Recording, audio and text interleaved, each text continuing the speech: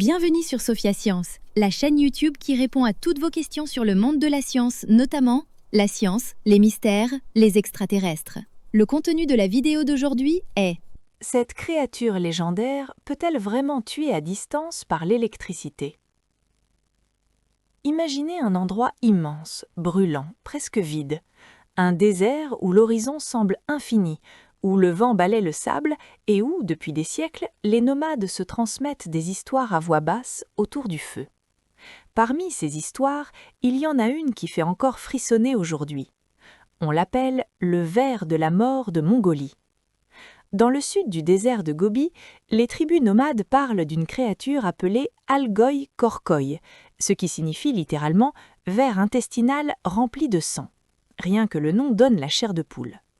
Selon leur récit, ce n'est ni vraiment un ver, ni vraiment un serpent. Imaginez plutôt un morceau d'intestin vivant, rouge vif, épais, parfois tacheté de noir, mesurant entre 60 cm et 1,50 m. Sa peau serait lisse, humide, presque brillante. Sur sa tête et sa queue, on distinguerait des sortes d'épines. Et le plus troublant, c'est qu'on ne sait jamais vraiment où est la tête ni où est la queue. Il se déplacerait d'une façon totalement étrange. Pas en rampant comme un serpent, mais en se tordant, en roulant sur lui-même ou en avançant en zigzag sur le côté de son corps, comme si la logique même du mouvement ne s'appliquait pas à lui. Les anciens racontent que le ver n'apparaît que dans les mois les plus chauds, en juin et juillet. Après une pluie, quand le sable devient humide, il remonterait à la surface. Le reste de l'année, il disparaît sous les dunes et hiberne, invisible, mais jamais oublié. Et surtout, il est mortel. On dit que le ver de la mort peut tuer sans mordre. D'abord, il serait capable de projeter un liquide jaune acide extrêmement toxique. Un poison si puissant qu'il pourrait brûler la peau, corroder le métal et même tuer un chameau en parfaite santé. Mais il y a pire. Certaines légendes affirment que cette créature peut tuer à distance en libérant une décharge électrique, un peu comme une anguille électrique mais sur la terre ferme. Pour comprendre cette idée, faisons une petite pause scientifique. Dans la nature, il existe réellement des animaux capables de produire de l'électricité. L'exemple le plus célèbre, c'est l'anguille électrique. Elle peut générer jusqu'à 600 volts, soit bien plus qu'une prise électrique domestique. Son corps contient des milliers de cellules spécialisées comparables à des piles alignées qui se déchargent toutes en même temps. C'est comme si vous empiliez des centaines de milliers de petites batteries et que vous appuyiez sur un interrupteur. L'anguille utilise cette énergie pour étourdir, paralyser ou tuer ses proies. Mais elle vit dans l'eau, un excellent conducteur électrique. Dans le désert, un tel mécanisme semble presque impossible. Et pourtant, la légende persiste. Une histoire revient souvent dans le Gobi. Un jour, un garçon jouait dehors avec une boîte jaune. On dit que le ver est attiré par cette couleur. Sans un bruit, la créature se serait glissée à l'intérieur. Lorsque l'enfant a tendu la main, il est mort instantanément. Les parents, suivant les traces sinueuses laissées dans le sable, ont compris ce qui s'était passé. Pris de rage et de douleur, ils ont décidé de retrouver le monstre pour le tuer. Mais selon le récit, ils n'en sont jamais revenus. Le ver de la mort n'est pas qu'une légende récente.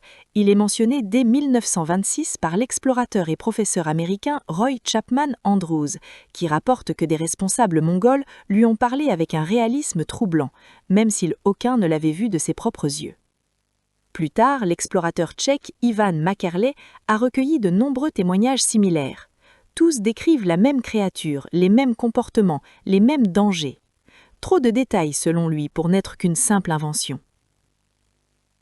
À l'époque soviétique, plusieurs expéditions scientifiques ont tenté de percer le mystère, puis en 2005, une équipe internationale a passé un mois entier dans le désert de Gobi à chercher des preuves concrètes. Ils n'ont rien trouvé, mais ils ne sont pas repartis en disant que le ver n'existait pas. Le responsable de l'expédition, Richard Freeman, a proposé une hypothèse plus rationnelle. Selon lui, le ver de la mort ne serait pas un ver du tout. Les vrais vers ont besoin d'humidité pour survivre. En revanche, il pourrait s'agir d'un reptile souterrain, sans pattes, proche des lézards verts, une famille très mal connue de reptiles fouisseurs. Avec le temps, les récits auraient exagéré ses capacités.